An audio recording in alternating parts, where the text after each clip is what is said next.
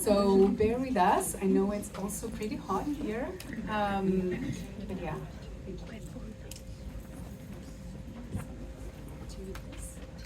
Mona. Let's talk with Maureen and then I'll go. Oh, okay. Thank you.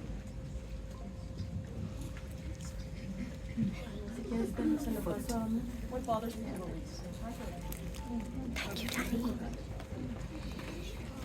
Thank you, Anna. Thank you, everyone.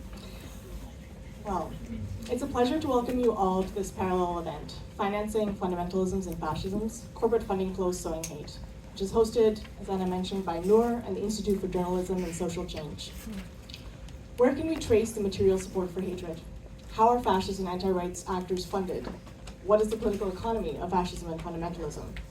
And how can we not only expose the ways in which different actors fuel and profit off of hate, but translate this knowledge into joint action, united efforts to demand accountability? These are the key questions which drive Noor's multi-year Funding Flows project, launching this year with the dual aim of, firstly, following the money, tracking the financial flows supporting the work of these anti-rights actors, and secondly, aiming to disrupt its flow to the far right. We'll focus especially on the role of corporate actors and examine both global north, global south, and south-south financial flows.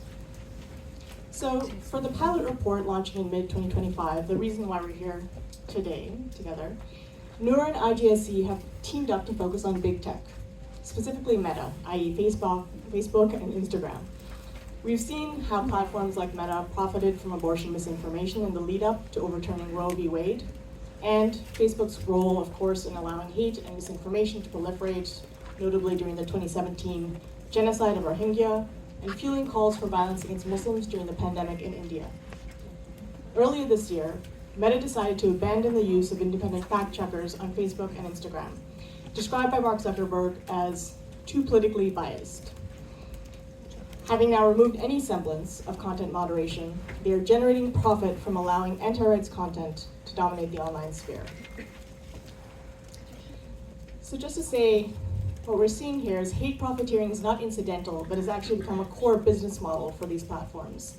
So we aim to expose how Meta profits from their role in driving and amplifying anti-rights and anti-gender movements, and the role of right-wing and fascist content creators, both profiting from and providing profits for these social media platform companies. And lastly, joint action to confront digital fascism is crucial. Noor and IJSC chose this target intentionally to be actionable. As big tech and fascism become increasingly enmeshed, we hope that we can collectively campaign on a mass level and long term to block material support for hate and reclaim the online sphere.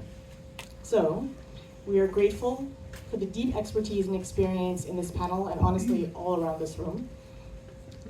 And we hope this will be an interactive discussion, focusing on these issues of fascism, digital capitalism, monetization of far-right narratives, and the economic project of the far right, really, that increasingly shape our world and our lives. So thank you all so much, and a big thanks to IJSC and our esteemed panel of speakers right here. Woo. Agreed? Yes.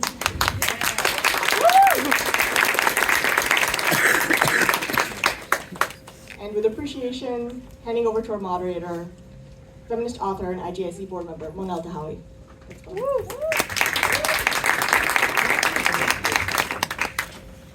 Good afternoon, everyone. It's so great to see such a wonderful turnout. As you heard, my name is Mona Tahawi. My pronouns are she, her, hers.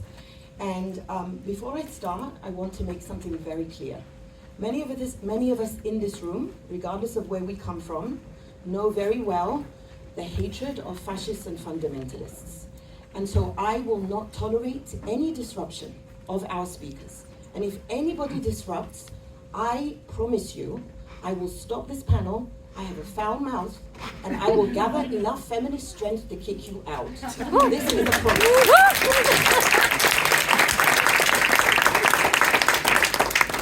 In other words, don't fuck with me. All right, now that we've got housekeeping in order, I am delighted to be on a panel with such great speakers with such vast experience. I am old enough to have attended Beijing in 1995. And the year before it, and if anyone else was here, hello, feminist comrades. And the year before, I'm from Egypt. I was in Cairo for ICPD, the UN Development Conference. And at both conferences, it was very obvious how fascists and fundamentalists back then were working together to destroy bodily autonomies and our sexuality and gender rights. So this is not new. What is new is how we're fighting back and how we're noticing that money is fueling so much of that unholy alliance. And so, to begin, because we have so many fantastic speakers, I will hand the mic to each one of them, and they will introduce themselves to you, give you a brief idea of the work that they do, where they come from, and then I'll have questions for them. And I think we're beginning with Sofia, correct? Hello, my name is Sofia Escacerra. I'm an economist. I'm based in Argentina. I work as an associated researcher on digital economy and society at the Transnational Institute based in the Netherlands.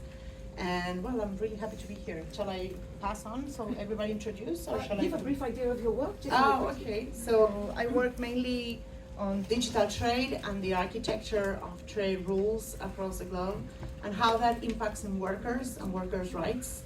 And I try to focus mainly on how to counterbalance the tremendous power asymmetry that we're facing these days with digital capitalism. So that's what I do. So I just pass on to. Hello everyone, my name is Lulu Barrera. I am based in Mexico City and I work with Noor Fund. We are the first feminist fund that's channeling resources to feminist tech initiatives driven by the communities themselves in the larger world. And we are currently focusing our efforts in building intersectoral and cross-movement spaces so that movements have the opportunity to learn among themselves about the strategies they've been putting in place in some cases, and this is the focus of the work of this year, facing disinformation globally with a regional focus as well. And I'm going to share more about this in the following questions. Hi, I'm Mahir Sattar. I'm a reporter and editor. I spent many years working out of South and Southeast Asia for outlets such as Al Jazeera and the New York Times.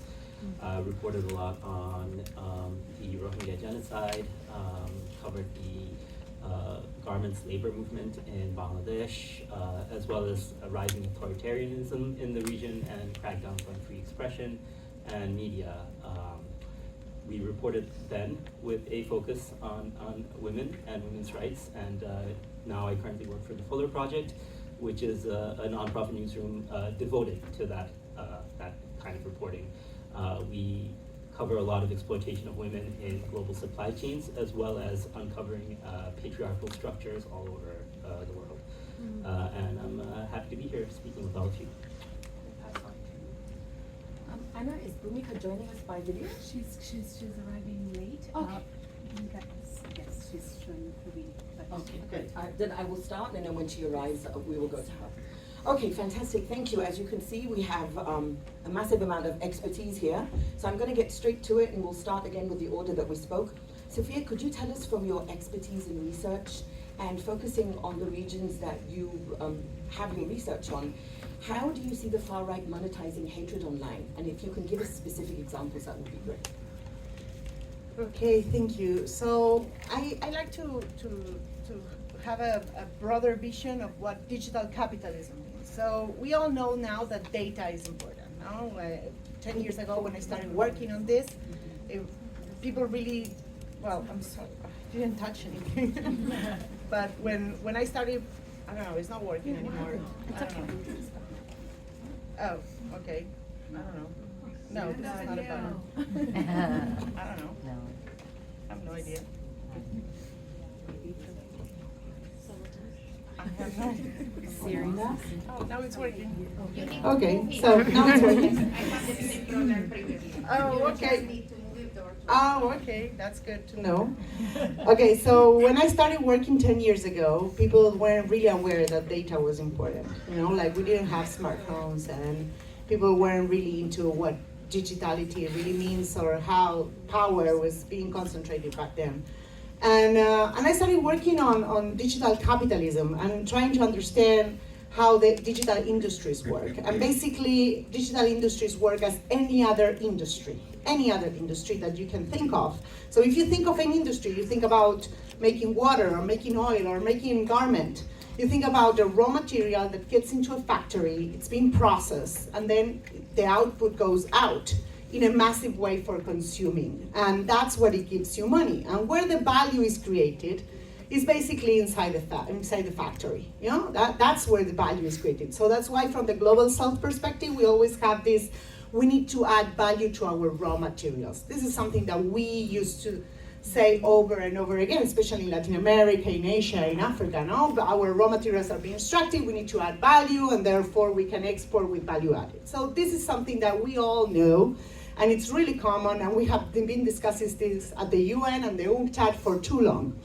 Now the problem now here is that with digital industries, we got a massive extraction of raw materials, which is data, flowing from all over the world, not just the global south, all over the world, to a couple of centers, which are Silicon Valley, which is China, but not many. There are not many centers where they actually process that material. And from a global south perspective, you add value, but you don't have the property rights, intellectual property rights over what you produce. So for instance, in Argentina, we have a whole bunch of programmers who work for Silicon Valley, but they just pay by the hour to program, you know? At the end, you're just exporting your working hours, and that it's being reimported inside our region, inside these little machines. So the problem of dependency keeps going and keeps growing. And the problem is that these industries monetize with the output. And what's the output? The output is interactions. The output is likes.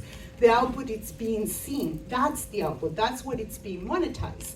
So if you think about it, what you're actually trying to do here is to expand as much hatred, because hatred and love are the two sentiments that keeps us going the most, you know, as human beings. You're trying to expand those hatred speeches as much as you can in order to monetize that.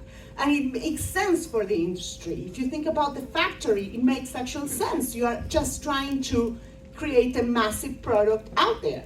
And so the far right monetize on that. The far right really capture that industry and put it to work with their own benefits and their own way of thinking.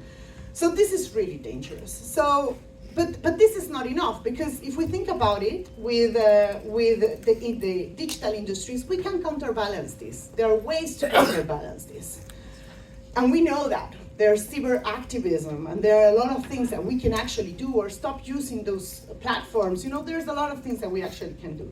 But the problem is the architecture of the system. And this is where I'm going, and with this I finish because I have my colleagues and I want to leave time for everybody.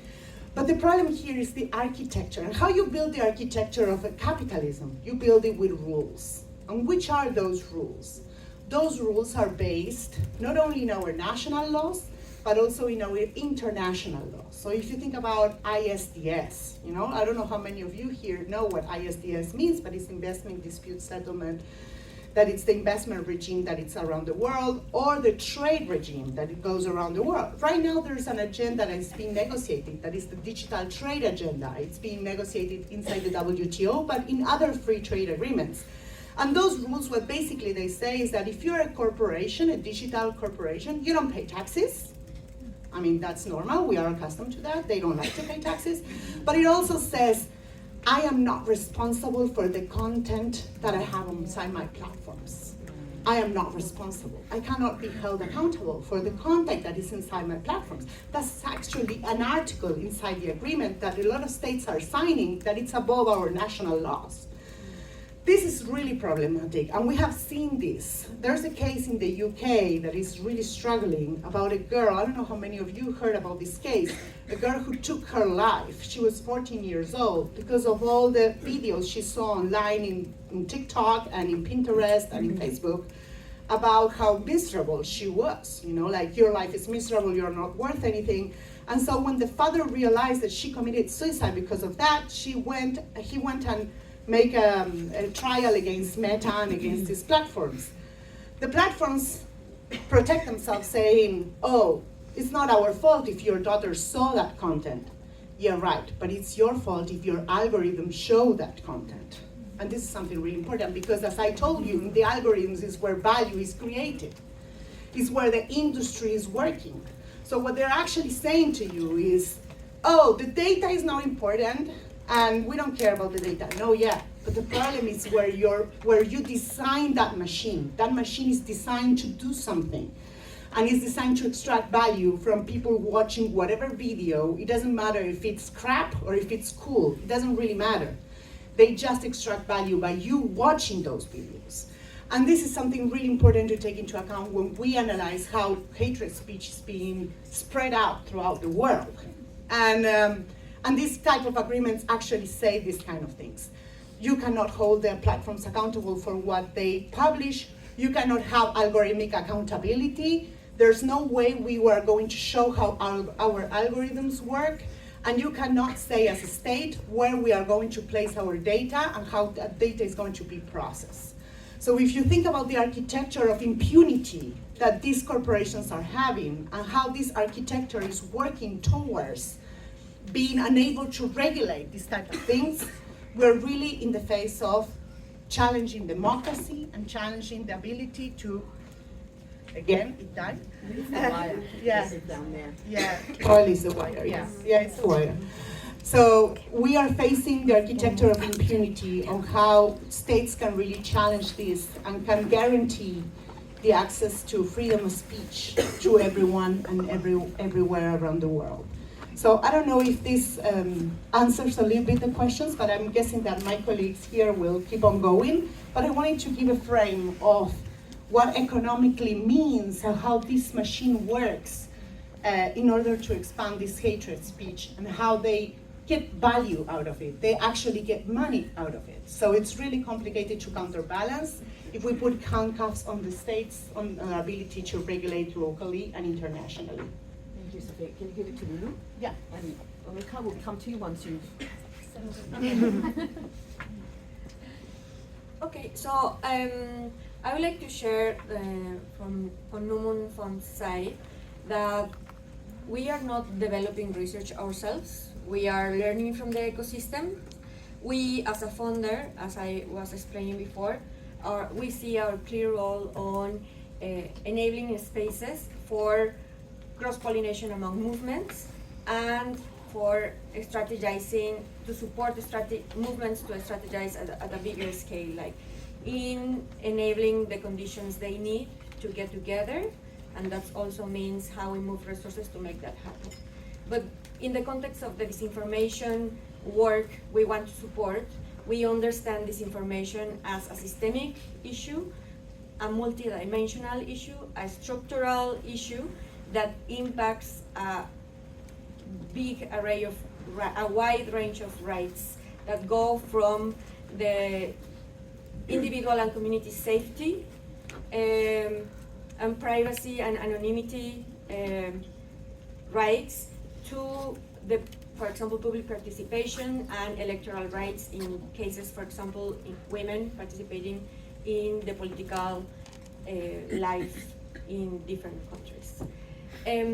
So our reflection is, and as I'm saying, this is also informed by the work of some of our colleagues, and I see here in the room, APC, that has also been carried out initiatives with communities to do some research about this.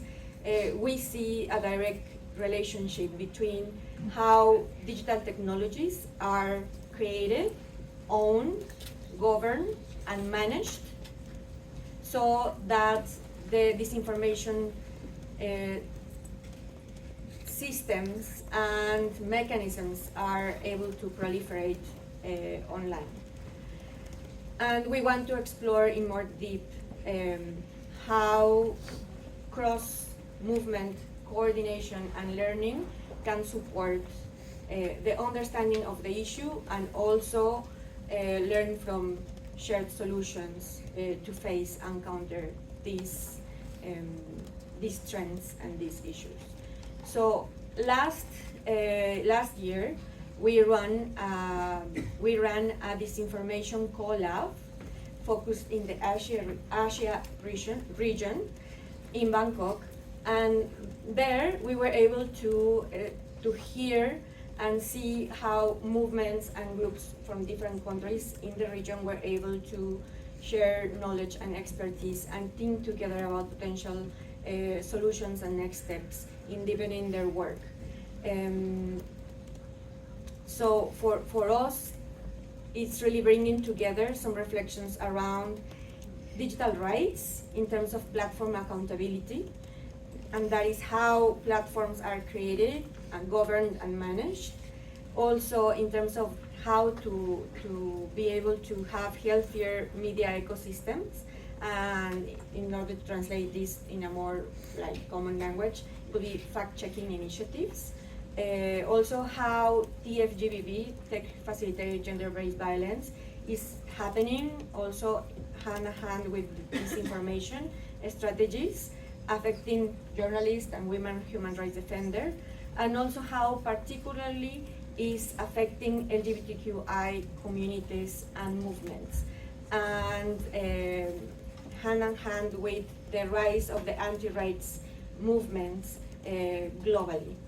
And I would like to speak about an example on a case in Colombia and Chile, but in the follow-up question.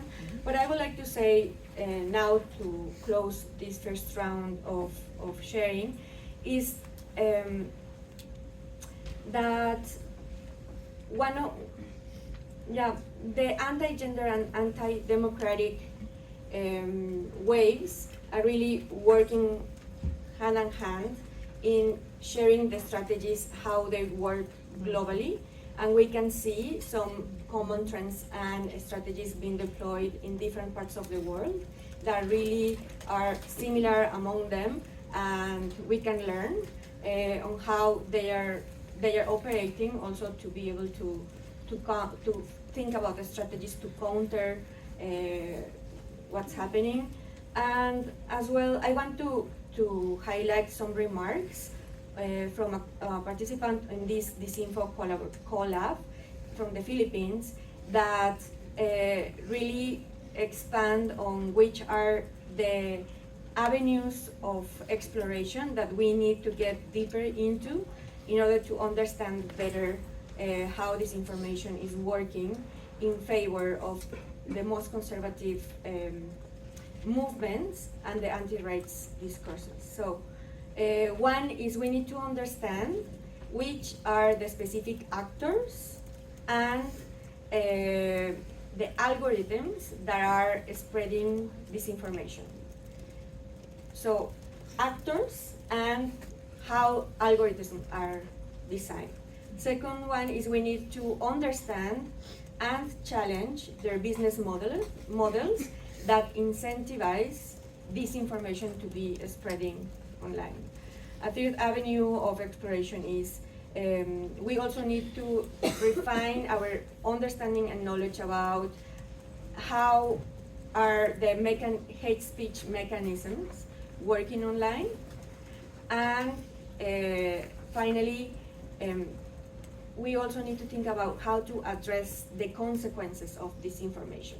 So it's not only how disinformation is operating, how it's being designed, how it's being replicated, but also which are the effects in the communities, and how we can also strategize around the effects and the consequences that it's having in the ecosystem and in the communities. So I'll leave it there for the moment. And yeah, And then I'll go to you. Thank you, Lulu. I'd just like to touch on what Sophia was talking about in terms of the architecture that we see in terms of the kind of big tech industry, globally speaking. I think it's fairly well known at this point that Meta had a key role to play in the Rohingya genocide in Myanmar. I don't know, however, how many people here are aware of internet.org. That was Meta's attempt. I think at that time there was still Facebook. That was their attempt at becoming the internet. in a lot of countries around the world. I see a few nods of recognition, but effectively what was happening, and this, I think this was, I was reporting out of Asia, so I'm mostly aware of what was going on there, and it felt like there was a big focus there. But what was happening was Meta was sending people to go meet with heads of state around Asia, in countries all over the world, and with meeting important, prominent political figures, influential people, and making a bargain with them, effectively saying, hey, we can give you, we can partner with you to provide widespread free internet everywhere. It's just when we say internet, we mean Facebook. Facebook becomes everything for you, right? Every single social media app you can imagine. That created what was effectively a monopoly in Myanmar, and we really saw the impact that this could have in Myanmar. And you had this famous monk, Ashwin Viratu, who became extraordinarily popular on Facebook, stirred up a lot of hate on Facebook. This is what we're seeing in a country like Myanmar, where the infrastructure, the internet infrastructure was weak to begin with. But when I think about what I see in countries all over the world, including the United States, what I see is we've ceded our public utilities one by one to tech companies, right? We've ceded the postal service. We've surrendered the postal service to Google and Amazon. More as well, but anyway, Google and Amazon are the two big ones that I can think of. We've surrendered our libraries to YouTube and Spotify. We've ceded our public square to Twitter, now X, and TikTok, right?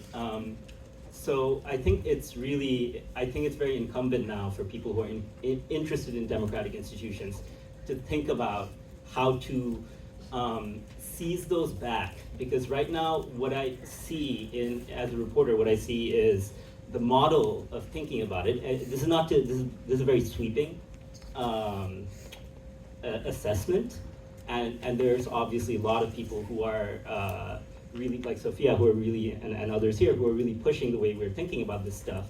But the model that I see, the predominant model that I have seen so far, has been a consumer model of wanting consumer protection, of wanting these big companies to do the right thing, right? It reminds me a lot of my reporting in the garment industry labor movement, where effectively the model is to appeal to these big companies, say, do the right thing, otherwise, maybe we won't buy for you, but probably we will, right?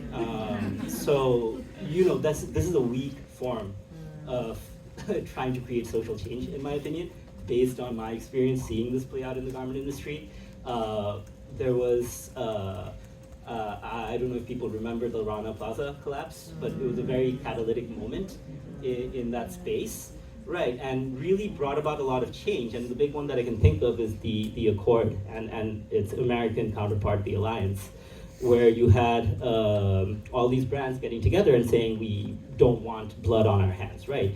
What that effectively meant was a ton of money being spent on European safety assessments of people flying in, selling enormous fire doors and things like that, while the women who are working in the industry were getting harassed.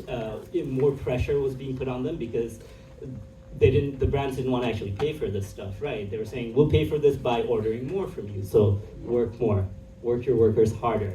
The result, I shouldn't say the result, but what we see now in the garment industry is that the number of women working in the industry has dropped from a peak of about 80 to 90% to somewhere between 50 to 60% now, right? So now you have a lot of these factories, there's been an enormous amount of consolidation, right? Now you have a few groups of big factories which have very, very safe factories, but where the workers are still not making enough money, where women have slowly been phased out or are being phased out of the workforce. And I think there's a lot to kind of think about the way activism played out in that space, and what are sort of lessons to be learned in terms of approaching the way big tech is taking over so many of our public utilities. Yeah, thank you, Maya. Thank you. Bhumika, are you ready? Great, so I'd asked your fellow panelists just before you came to briefly introduce themselves, and then also if you could just go straight to question number one, which they just finished, which is from your area of expertise and research, could you give us examples of how the far right monetizes hate online? And you can adapt that to the area of research that you focus on. Yes, I was just going to say. Yes, I can tell. Greetings, everyone. Good afternoon. It's incredible to see such a wonderful turnout. Really calls to the imperative and the urgency of the current moment. My name is Bhumika Muchala, and I am a political and feminist economist with Third World Network. It's the wire, Bhumika. If you could just play with the wire, it's very fragile for some reason. All right. You might need to hold it. So yes, in short, I work on political economy, feminist economics, but particularly from the lens of critical theory, including decolonial and dependency world systems theories. I'm also an adjunct professor of political economy at the New School. You know, I'm coming from having spent many years doing advocacy around international UN conferences from CSW, of course, but also Financing for Development and the Sustainable Development Goals. I've also been doing advocacy around IMF conditionalities, austerity programs for well over 15 years now. And so here's some of the things I've noticed. I'm trying to make sense of it by also understanding that the things that we are advocating on are so deeply entrenched, have a long history of colonial logics and mechanisms. And in this particular moment of hyper-imperialism, to really examine how economic neo-colonialism's logics, mechanisms, rationality, and enforcement have been becoming far more entrenched, aggressive, and consolidated. The kind of financial and Wall Street, banking, asset management, and hedge fund power in terms of its consolidation, its financial largesse, and its punitive mechanisms of subordination, threat, and penalty are so normalized, depoliticized, invisibilized, and it is a big part of what perpetuates and reproduces inequalities, racialization, patriarchy, and all the unjust hierarchies that we are concerned about, right? So we are concerned about human and gendered hierarchies, but there's also the hierarchy of currency and technology. We talk about labor subordination, the gendered division of labor, but this also spells out into the long history of socially constructed hierarchies of race, gender, class, caste. So we look at the colonial, neoliberal, and capitalist structures, and what we know is that the current iteration is shaped by the enduring agenda of liberalization, privatization, and deregulation. But enter financialization, and we have a very critical change where the state has been deployed, not necessarily the idea or the narrative that the state has shrunk, but the state has in fact been propped up to serve the interests of corporations and private investors, right? So rather than to uphold the social contract and planetary boundaries, there are legal rules, there are institutions, there are all sorts of strategies of denying methods of equity, right, that the state is embroiled in. So we need to complicate the presence and the actor of the state, where in the multilateral dimension here in the General Assembly, they may be very much stonewalled and blocked by powerful states, but within the ambit of the national sphere, particularly the central bank and finance ministries act in collusion with the global financial sector as well. So there is this inherent contradiction of the state, which is propelling economic imperialism in the current moment. There's also intellectual monopoly capitalism. Big tech absolutely has been, on steroids over the past several decades, but especially in the past several years. And these are the owners of intellectual property, patents, copyrights, trademarks. And it is not per se that it is the monopoly force that they act, right? That they act on. And where at the center of this monopoly force is this system of exclusion. The system of exclusion in past did not exist in this way through intellectual property rights. and how intellectual property rights in particular is governed by an undemocratic organization such as the World Trade Organization, where the trade-related intellectual property system denies access to technologies for the global south, right? So this plays into climate change technologies, health pandemic technologies, life-saving technologies. And at the center of these paradigms is the modus operandi of the history of commodity, cash crop, and natural resource extraction. So this distortion of the South's production sectors into this outward-oriented export dependency is also being weaponized through the tariff wars that are taking place today.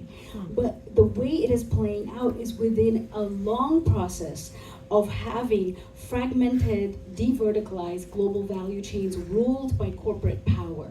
Employment across the global south today is taking place within similar structures of colonial past that have been created by what is called the plantational scene, the mining, the extractive sectors that have facilitated a long history of the breadbaskets, the suppliers of commodities and natural resources and raw minerals, now at the center of the just transition from the south to the north. This flow of resources also mimics the flow of finance and capital from south to north. So I think, the key area I would like to touch on is the logics of extraction.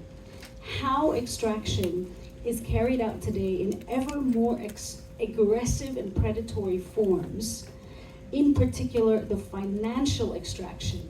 A lot of the debate in the UN is around mobilizing financial resources, but one of the questions we need to ask is, how do you talk about mobilizing financial resources when the flow and the drain of financial resources from the global south to the north is not only increasing but takes place through so many mechanisms, right? Of debt, of trade, of currency hierarchy, and how these economic processes are weaponized to perpetuate and reproduce this extraction. So the global financial and economic architecture, they say, we often say is a colonial legacy. But I would argue it's also a colonial present, right? We know the past is not the past the past is not just the past. It is continually reappearing to rupture and shape the present. So the current moment of the authoritarian technology and finance-fueled chokehold of power and control, right, is intertwined with the colonial history of transatlantic slave trade, genocidal dispossession of indigenous people, the economic, social, and psychic disarticulation of colonization, and the accumulation and dispossession that is present today takes, the point is it takes more technocratic forms. It takes the form of investment treaties, of sovereign bond contracts, of trade rules that make economic diversification impossible. It takes the form of the enforcement of debt repayments through gendered austerity that dismantle social contracts in the life world of women and racialized people at the intersection, at the margins of intersectional inequalities. These mechanisms may have changed the logics of colonial power, but they have changed the mechanisms, but the logics remain constant. The logics of hierarchy, erasure, exclusion, dependency, and dehumanization continue to shape this structure of economic colonialism. And I would just like to spotlight debt, of course. I'm not sure, I just want to check in. Is there time? Or should I come back? Yeah, come back, because I have another question for you. Great. Yeah. So I will spotlight that in thereafter. Thank you so much. Thank you, Bruna.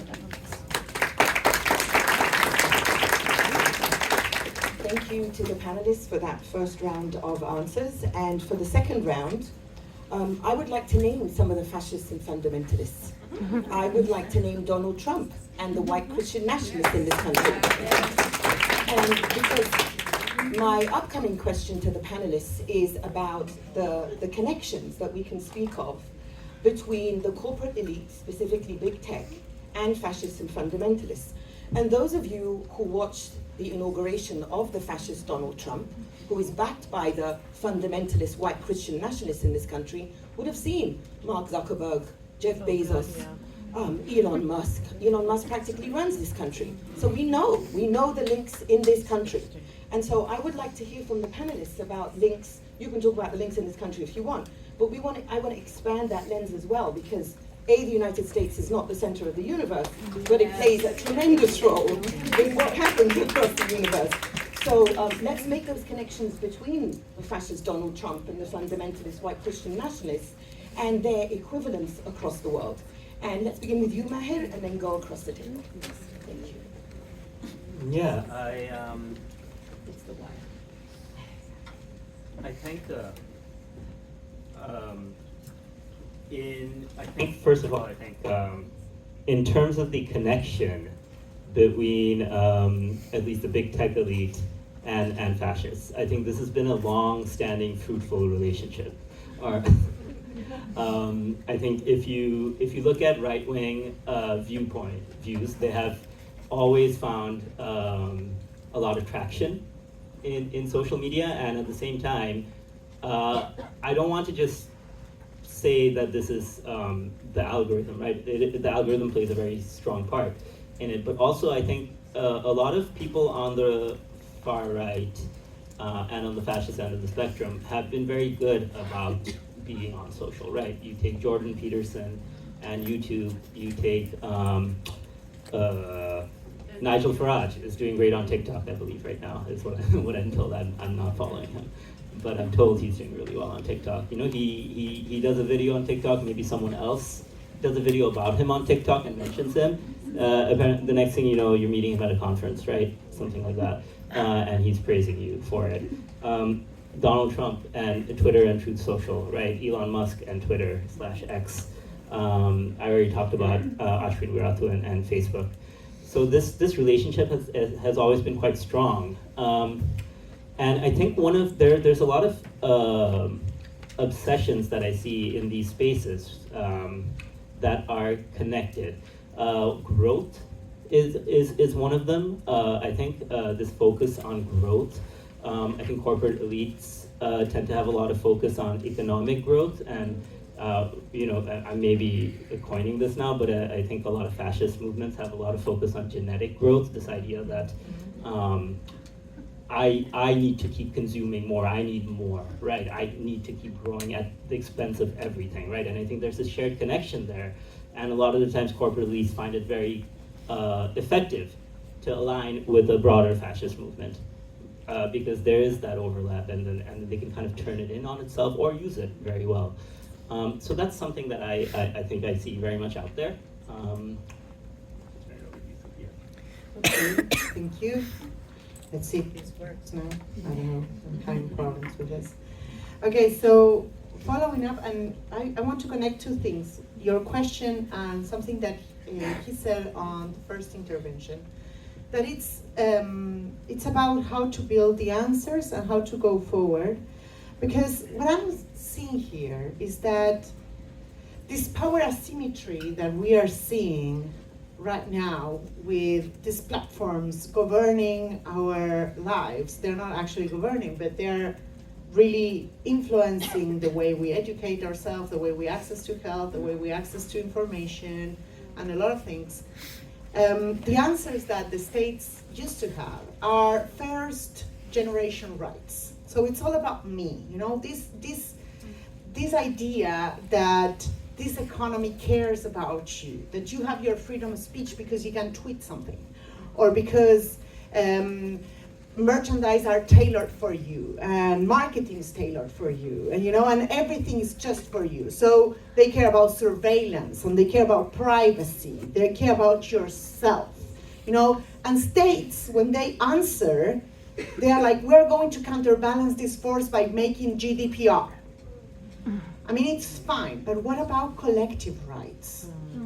What about collective constructions?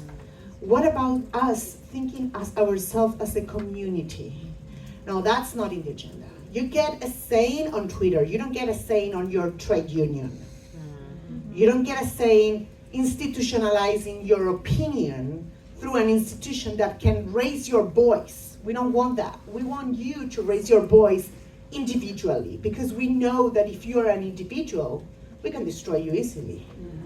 That's the whole point. But if you are organized, then it's more difficult to really make you silent, you know? And this is something really important because we need to start thinking where the answers are going to come from, and probably the answers are going to come from trade union movement, labor movement, feminist movement, you know, the movements that are built as a community, that have a sense of us as a collective, you know? And this is what we need to counterbalance within the social media, within the discourse, that the answers will need to come from these type of structures. So coming to the question of examples or how this is being implemented, one thing that I want to highlight, because we're talking about the financing of all of this, it's a little word that we haven't said right now on this panel, but it's growing in importance, and I can tell you because I come from Argentina, that it's cryptocurrencies. And the fact that they're building a financial system outside the state. And this is something I started talking about 15 years ago. I was so worried about this, and people would look at me like, why do you care about Bitcoin? And I'm like, no, it's not about Bitcoin, I'm sorry, but it's more complex than that. You know, it's not just Bitcoin. It's about creating and being able to get the state out of the only thing that they couldn't privatize, that it's money issuing. And when you think about money, money is not only about having a reserve for value, or it's not about exchanging goods and services. Money is about public policy. When you print money, you're actually doing what the state needs to do. You know, you're actually building a community that has public policy and puts the money to work into people, you know, into the society. So the dream of corporations was always to privatize that. And I have seen this in Latin America so many times, that they want to privatize money. And they could never do it. But they're actually trying to do this with cryptocurrencies and with the cryptocurrency system. So big tech corporations and the financial of all of this, the financial part of all of this, it's a marriage that is built upon the liberal idea of a statusless world where we don't have a say because we are not organized. What is the state at the end? Is the society organized to get something bigger than us? Is that? And that's why we care about democracy, and we believe in democracy, even though maybe it's not perfect and it's not the ideal thing. But we believe in democracy because it's the only way that we have to really organize ourselves as a society and get things done and in a bigger shape than if we do it individually. So they are in the basics of trying to destroy every collective action that we have. They're trying to make you believe that you as an individual, you care. You know, you care because you can tweet. Well, I'm sorry, but if I can tweet, I don't change anything with just one tweet. I need institutionalization, I need organization. And this is something I have seen in Argentina so much, you know, like Milei is trying to destroy trade unions, they're trying to destroy the feminist movement, they're trying to destroy, and well, now with the crypto scandal, that's it, you know, like, it's done. The picture is being full done in the internet. But you can see how these two things bond to each other, and they really work to try to convince us that the way out is being an individual and it's not being a collective force. And this is something that we really need to pay attention in every step we make when we try to understand this phenomenon and we try to counterbalance this in order to regain democracy. We need to understand that the most important thing is to think collectively and to come up with answers that are collective, not just about my rights, not about my privacy, not about my state of surveillance, but about us and how we organize. And I think with that, the feminist movement can give so much to this discussion because we have been built collectively worldwide in our history.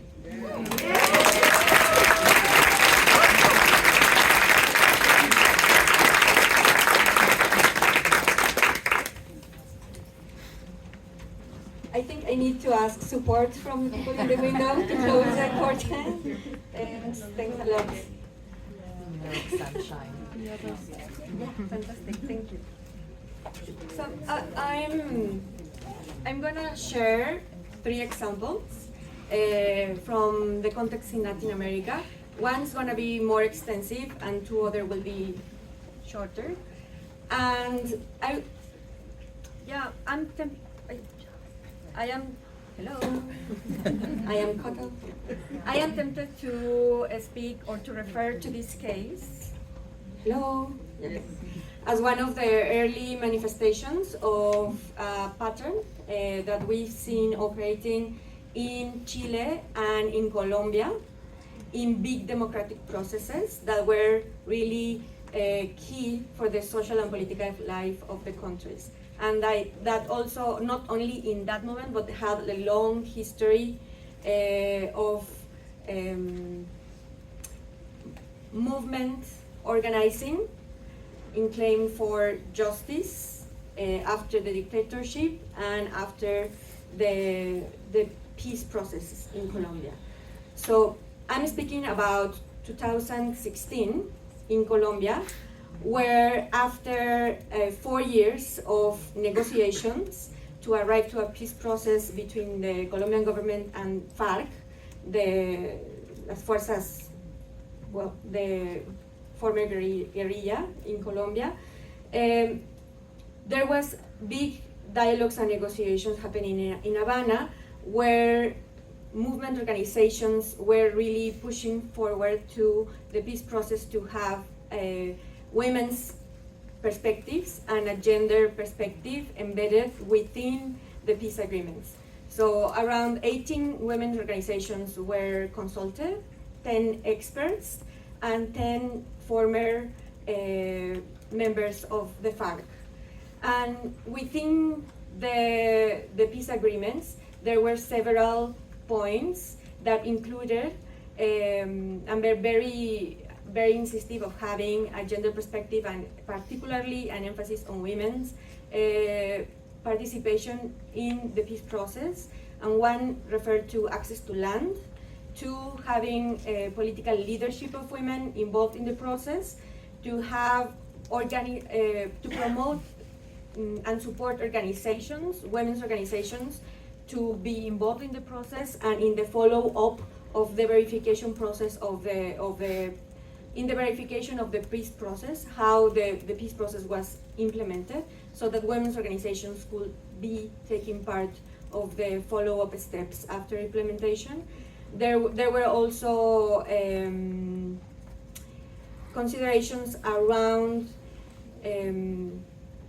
excluding amnesty in the case of sexual abuse and sexual conflict within the conflicts that happened, like to reach to the peace agreement.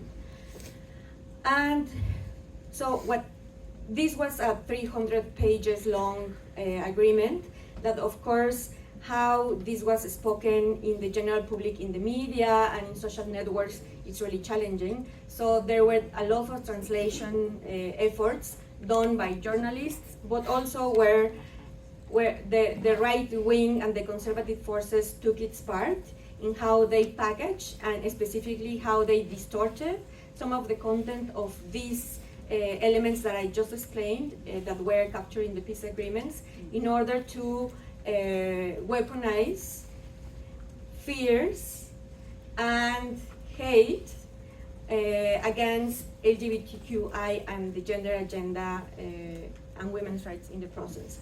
So, particularly led by evangelic churches and right-wing groups, all these gender perspective considerations were named gender ideology.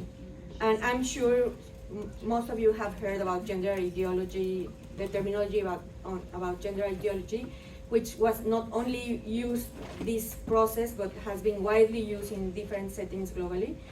And what happened is that there was an information wars in the run-up to the plebiscite, and finally the result that turned out after the plebiscite was made was 50.2% against the peace process.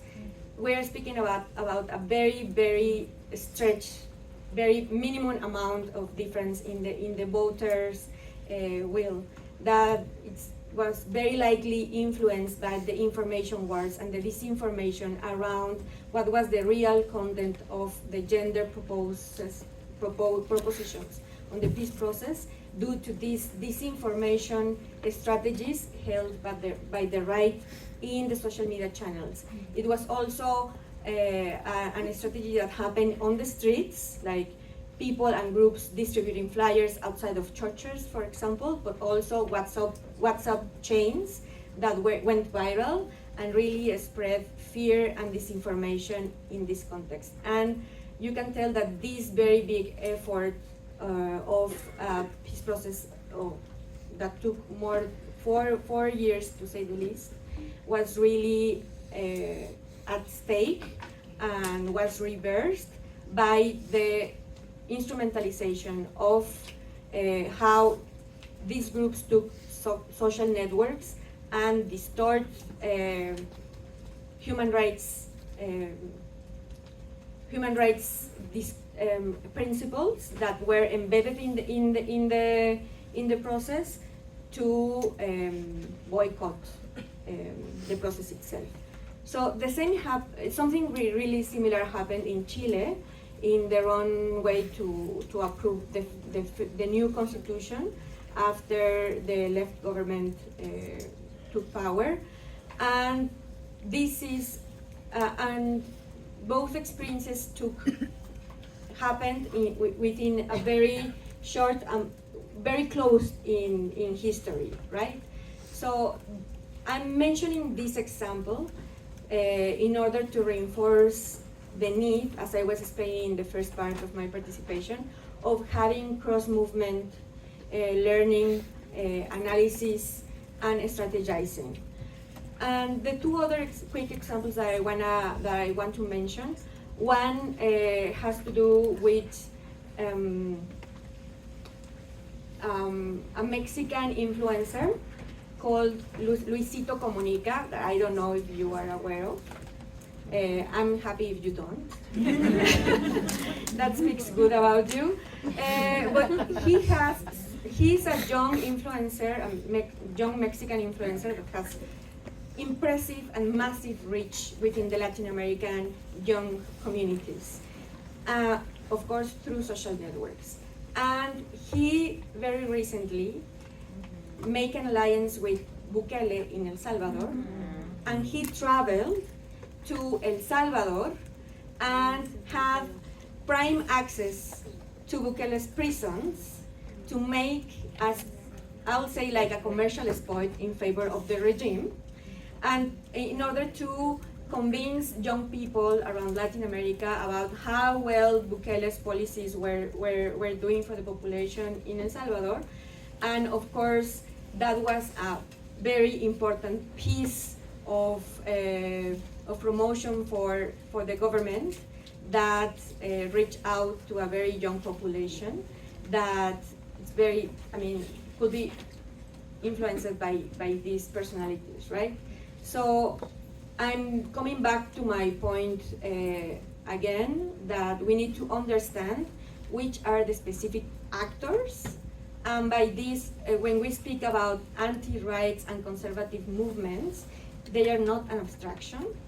They have, in a particular regional context and country, and more particularly in every specific media or social media outlet, they have names, they have handles, they have millions of followers, and we need to do that radiography and see how they are aligning with the power.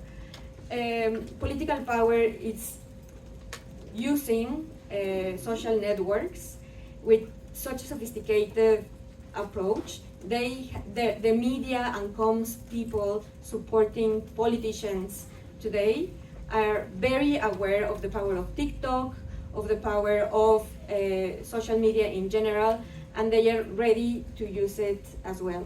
One last example I want to mention is very recently I was having a conversation with a colleague in Mexico about the need of doing research at Roblox. Are you familiar with Roblox? Okay. So this seemingly innocent playful avatars that are engaging kids and young people like worldwide are spreading conservative right-wing and anti-rights discourses as well. And they are doing it in a language that the young people and childhood understands. So for example, two characters saying, do you know that there are only two genders, men and women, and etc., and so on. So we really need to be more daring, more bold, go beyond our usual spaces of research and analysis, because they are everywhere, and they are equipped with intelligence to make their discourses take different shapes and forms in order to reach communities. And they are also looking ahead in terms of, it's not only adults with power of voting, which clearly it's a group, but there are also children and young people that maybe not today are going to turn out into the voting polls, but rather they will do it during the break with their peers at school and different spaces. Last thing I want to share, because I'm not sure if there will be a third round. Yeah, but really quickly, because I Yeah. want to hand the mic over to Bhumika before questions. Yes, is that we need to remember that technologies, this might sound very basic for some of you, but technology is not neutral, and technology is designed by the powerful, and now we have more clarity after the performances we've seen, like here in the US. We knew it, we always knew it, now it's more evident, but we really need to be not only contesting those structures, but funding and resourcing alternatives. And that is developing feminist tech and social justice focused technologies that come from the grassroots and also represent an alternative to these big powers. Yeah. Thank you, Lulu.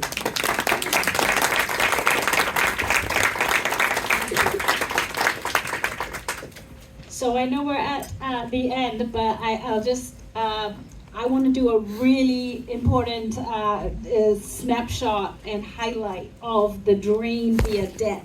We all know sovereign debt, the debt crisis right now across the global south. The vast majority of the global south is in a protracted debt crisis since the COVID pandemic, but this is not new. The debt crises, are chronic, and the reproduction of debt and the very making of the indebted state in the south is the primary mechanism by which rich countries stay rich, poor countries stay poor. It is the primary mechanism of the global economic hierarchy and the maintenance of economic colonialism.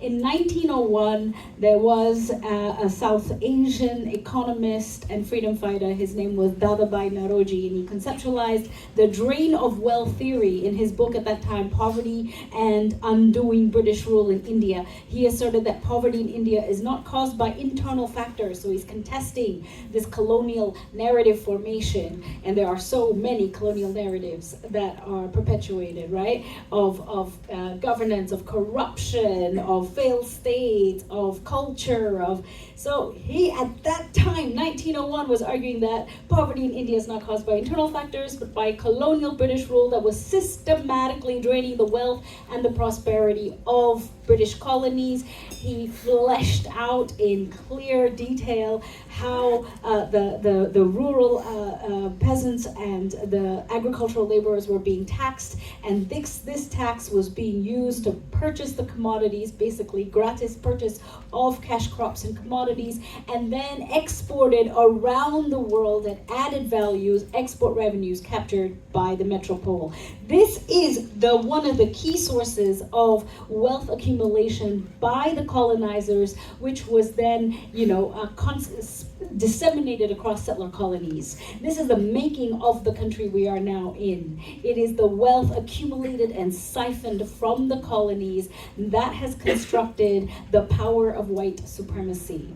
White supremacy's power is rooted in the siphoning of wealth, resources, but importantly, the disarticulation of the colony, which remains today through extractive enclaves and labor-intensive, low-value added global value chains. Now, the specter of debt. In 2022, after COVID, debt in the developing world stood at a 50-year high. 50-year high. We see how every crisis punctuates the power of neoliberalism. How in fact neoliberal capitalism depends on the generation of chronic crises to reproduce and strengthen and maintain itself. And it used COVID well, right? It used COVID spectacularly well to reproduce debt, to reproduce drain, to reproduce and maintain and entrench and enforce and strengthen subordination on a global scale like we've never seen in other crises. So I think today we are definitely, most certainly in a moment of not just hyper-imperialism, but some of the most deepest entrenchment of colonial logics, right? So over 60% of low-income countries, and who is low income? So low monetary, income, these categories are so colonial, are in debt distress. But what does this mean? It means that this is the specter of the siphoning today.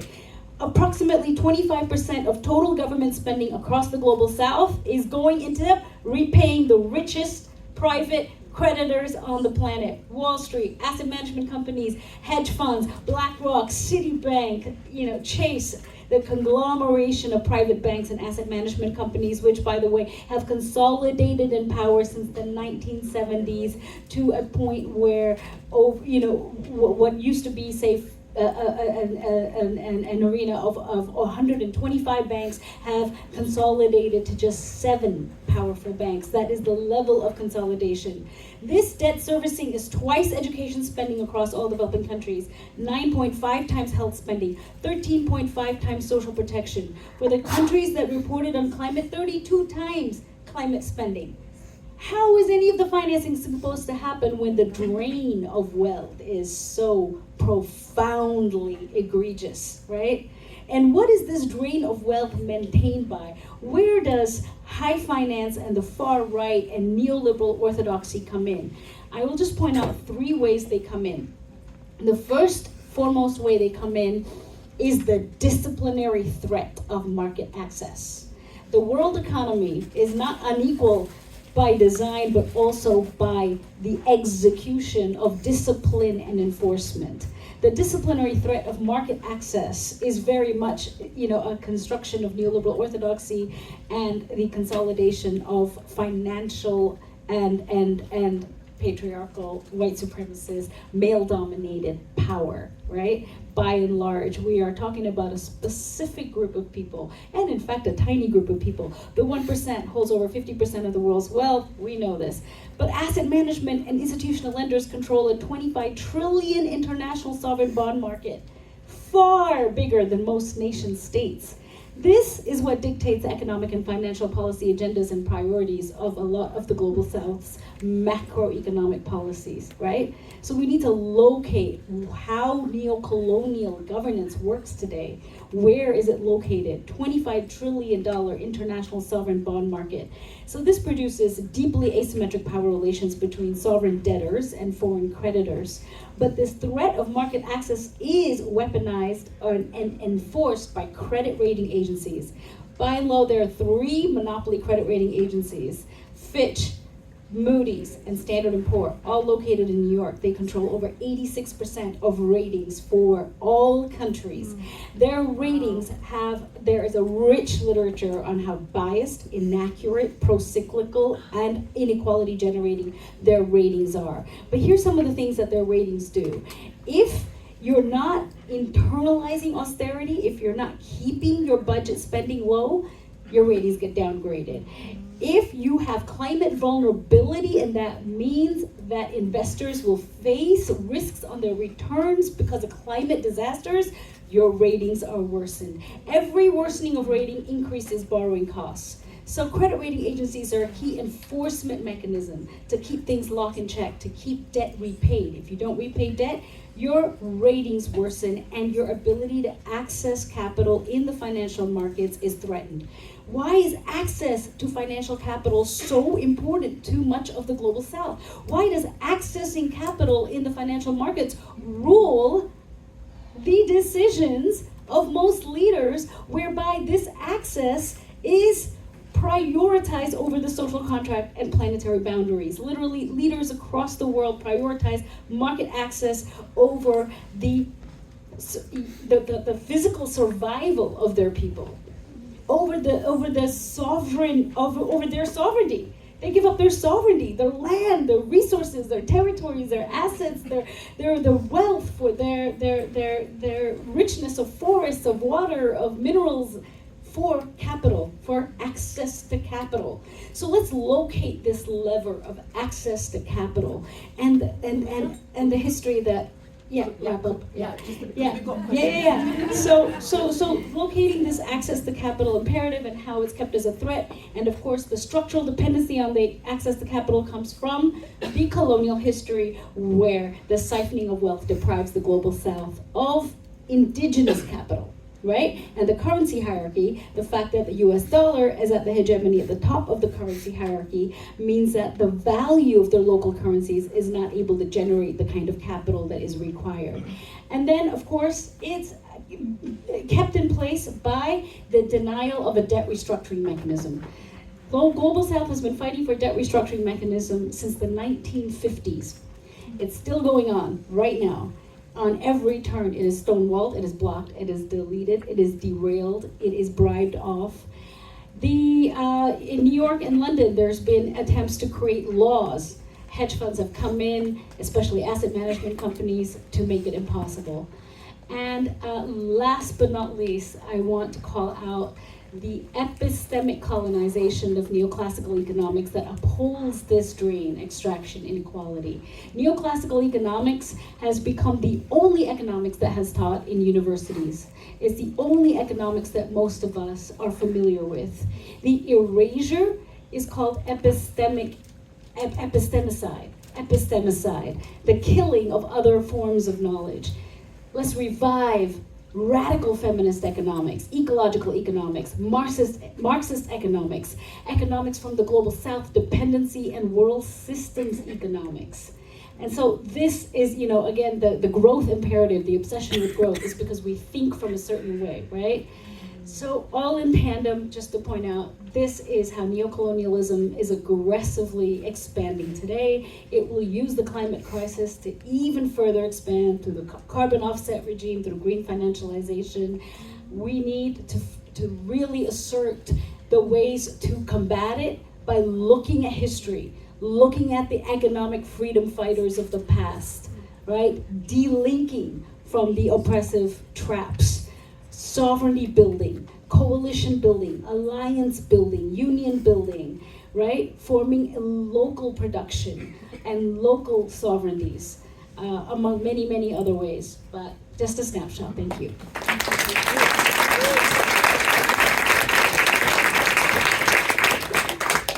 Thank you, Bhumika, and a fantastic panel.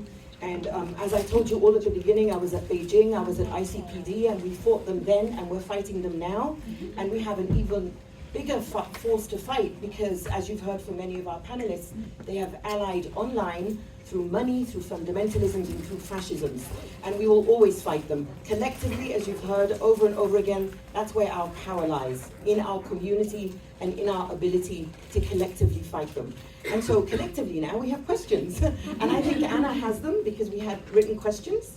Actually, no. Oh, okay. Because I don't think people have the Has no one written questions? Right. We will just talk more. Okay. Here are some more housekeeping rules. No, this isn't a question, this is a comment, okay? I just want questions, because we have lots of people here who are commenting. So I want questions, and again, if you bring fascists and fundamentalists here, I will kick you out. Yes. Can each of you give us one action that we can take based on your knowledge and experience? Fabulous, thank you. That is a good question. Thank you. Meher, and all the way around, and please keep it succinct so that we can get more people in. Go ahead, Meher. Support labor movements. I was going to say that, but you stole it. But as I already, yeah, no, support labor movements, but also, I think that as I said, we have to rebuild the way we think collectively in the internet, and for that we have a history of thinking on the internet, outside the internet, with the feminist movement, with environmentalist movement, with trade union movement. And I think those tools need to be rebuilt inside what we call digital infrastructures. So if we can think of one thing that we can actually do, is to start making the connections between technology and feminism more deeply, and to start thinking about feminist AI and how to build alternative technologies that we don't have. Technology needs to be feminist, and feminism needs to be technologically positive. So we have to think about those bonds, because otherwise technology will only repeat patriarchy and will only repeat the patterns we have seen before, and we don't want that. Thank you. Very concrete thing. Open an account on Mastodon or an alternative Fediverse option. Disconnect and connect with your communities face to face on the ground. It's very challenging to pinpoint one, but promoting, fighting, advocating long-term public budget financing and investment for the care economy, for health and education. The welfare state needs to be revived. It needs to be safe welfare state. Call for public financing, participatory budgeting, advocating, campaigning, petitioning, but also voicing the imperative of public financing for the public sector. Don't let public systems erode. We saw what happened in COVID because of a 40-year-long systematic erosion of the public sector vis-a-vis austerity. Thank you. So I saw two hands there. If you could each ask a question very quickly together, I mean like one after the other, and then we'll go to the panel. Yeah, I'll come to you once they ask. Okay, this is for Sophia, and I'd like to know if there is a way, or if is it possible to fight or to promote gender types algorithms? Okay. Simple question, maybe naive, but is it possible to do a global tech strike? Okay, did everybody hear that? Is it possible to do a global tech strike? Okay, all right, and then over here. Okay, my question is, who should define what is misinformation or disinformation, global multinational corporation?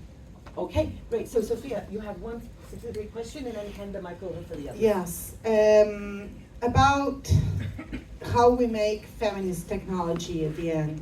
So I'm part of an alliance that is called FAIR, that is an alliance that is of feminist AI.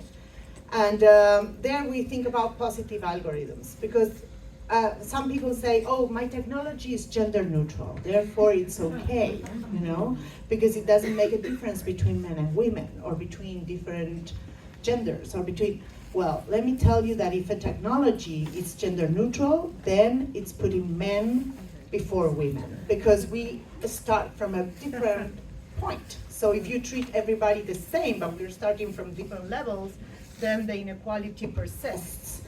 I always say that my laundry machine works perfectly if a man turns it on than if I turn it on. It works just perfectly. It's gender neutral, my laundry machine. But if you tell me that just because the laundry machine exists and it's gender neutral, we reach equality, I will throw you my laundry machine. That's not the case. We need to actually make positive algorithms that will discriminate and that will make equality something that is enforceable, something that it has to happen. So for instance, in the Global Alliance, we are working on, for instance, if you look, scientists of the 20th century to force your algorithm to actually give you at least 4 women on those scientists that they are going to appear on your Google search. You know, you need to actually do that to force it, because otherwise it won't show up. You know, these type of things, they are for gender equality, because they are showing that we are important and that we have the same rights. So I don't know if that's an answer, but it's close to what we are thinking about when we think about feminist technologies. And it's something that is epistemological, and with this I close because I don't want to talk too much because we are closing.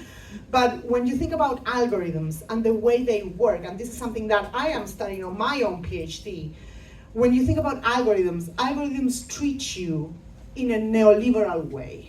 They extract value in a neoliberal way. So algorithms are actually changing the reality and actually making a neoliberal economy. So you think about task allocation for a workforce on a platform economy. If you think about a rider that is going to deliver a pizza, who's going to get that task assigned? The one that is closest to the pizza place? No, the one that has the highest acceptance rate. And this is because they want you to compete against your colleague. They want you to think about yourself as a company, as an entrepreneur, you know? I am actually competing against her to get the best rate in order to get that pizza delivered. But if the objective variable that you're using is just the closest you are to the pizza store, then there's nothing you can do to actually be in a better position, and therefore your colleague is exactly the same as you, as it used to be in the first industrial revolution, you know, in the factory. So algorithms are actually changing our way of thinking into this neoliberal, patriarchal way of organizing the economy in a neoclassical model. So that's why we need to think more about it. How do you undo it? Well, we need to start bargaining over technology, well, but that's another conversation about technology, technology design. Yeah, we need to start collective bargaining about technology design. That's something that trade unions need to start working on. Some trade unions have done so far. For instance, the AFL-CIO here in the United States is doing a great work around that. Some trade unions in Europe and some trade unions in Latin America are starting to collective bargaining over technologically design in order to change this type of algorithms. And I think that's the way forward. I don't want to keep going. I'll try. Hello, hi. I'll try to go really quick, and I'm giving up on the mic. Hello. Okay. So, what's feminist tech? I mean, first of all, there's not a single definition. Feminism is so rich and diverse, like globally. So at Noor Fund, we do not have a single recipe of what's feminist tech. I mean, we actually rather hear from communities how they are reappropriating and using technology for social justice. But I have a few hints. One is it's technology that works with and for communities that have been historically left out and being most impacted by big tech. Then second is not necessarily the biggest scalable solution. It's rather localized, owned by people, and impacting positively the lives of specific communities. And with this, we also appeal of challenging this economic model of growth as success. Third, it's also a technology that criticizes the current models, but also is an activism effort of proposing creative strategies to build alternative frameworks.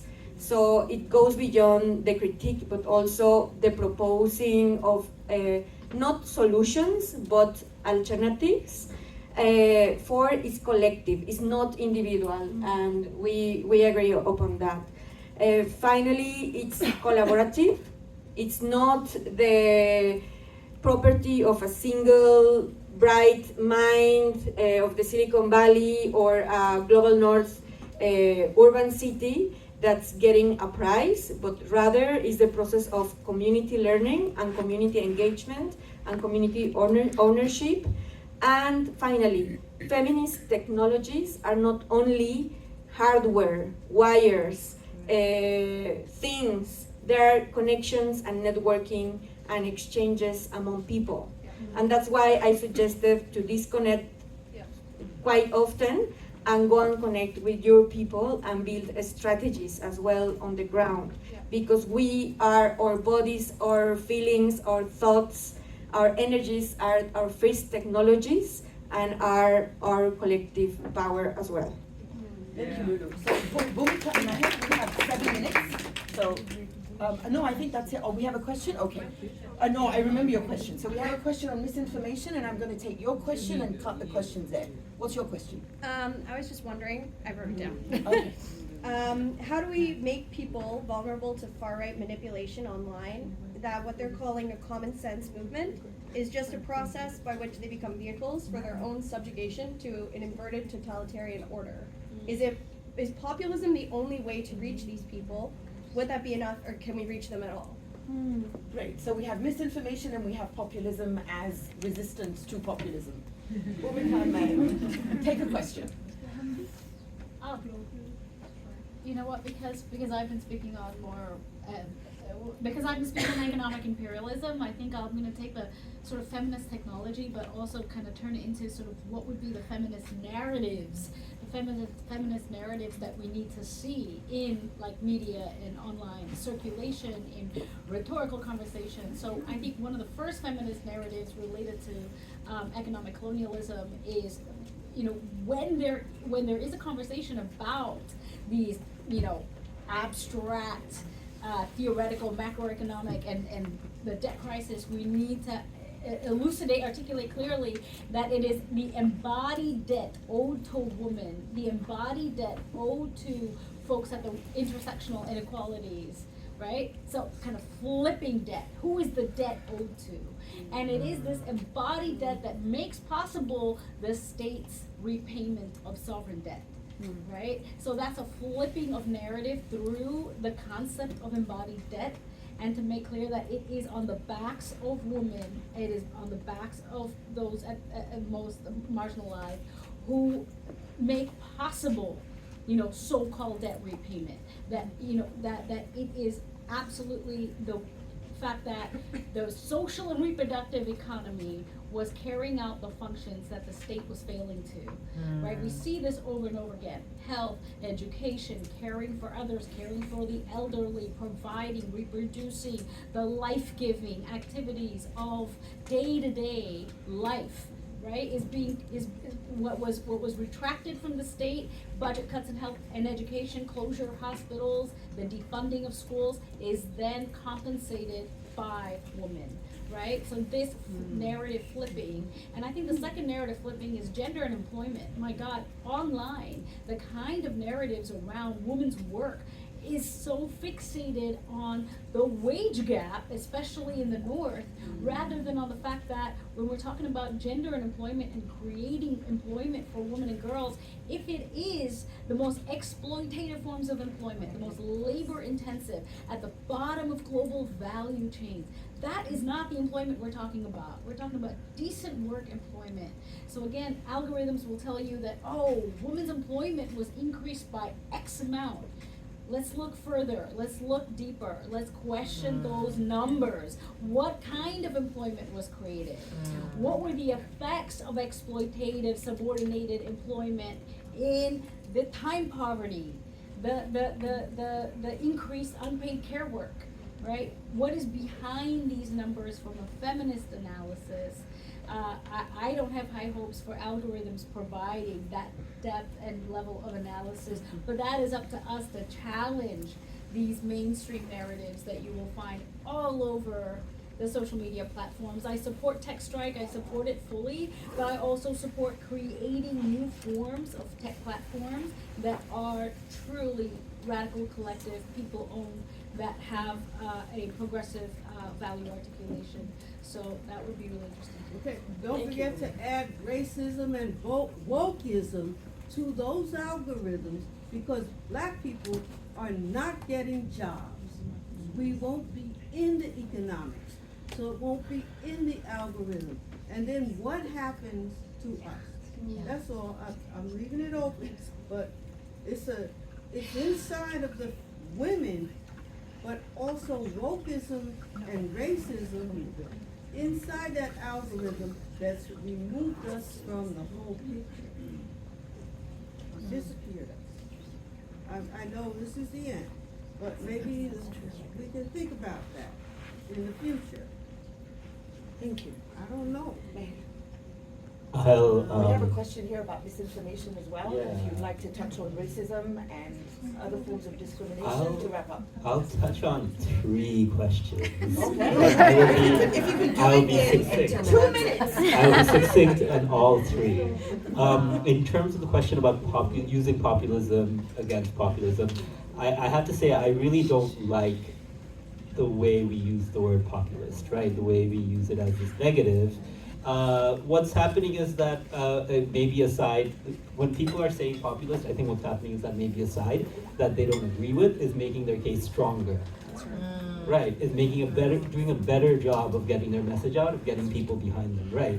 So what is even the point of democratic politics, of supporting democratic politics, if you are not interested in getting the populists to support what you're doing? So of course it has to be a populist movement from my perspective, right? If we're looking at it from the perspective of let's get these key powerful actors together, you're undermining the entire thing you're looking to accomplish. In terms of what is misinformation and disinformation and how we decide those things, I think information is a battleground. We are not going to come to an end point where we agree what is good information, what is the right way to distribute information. Information will always be a battleground. We will always have to negotiate what our values are, and we're going to do that ideally through democratic politics, where we figure out what are the right messages when we put media out into the world. What is the message behind that media? Those things that is a result of a political negotiation, of a power struggle that takes place through the world of epistemological debate, things like that.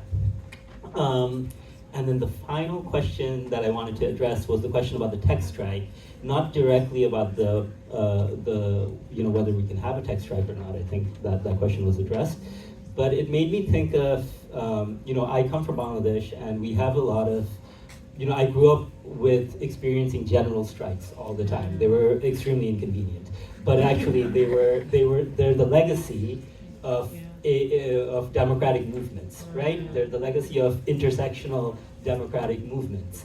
The general strike is a very important political democratic tool. Someone fact-checked me on this because I read this a long time ago and I might be wrong. But I believe they're illegal in the US. I think solidarity strikes are not legal. I've definitely never seen one take place. But that is one way that that democratic movements are undermined, right?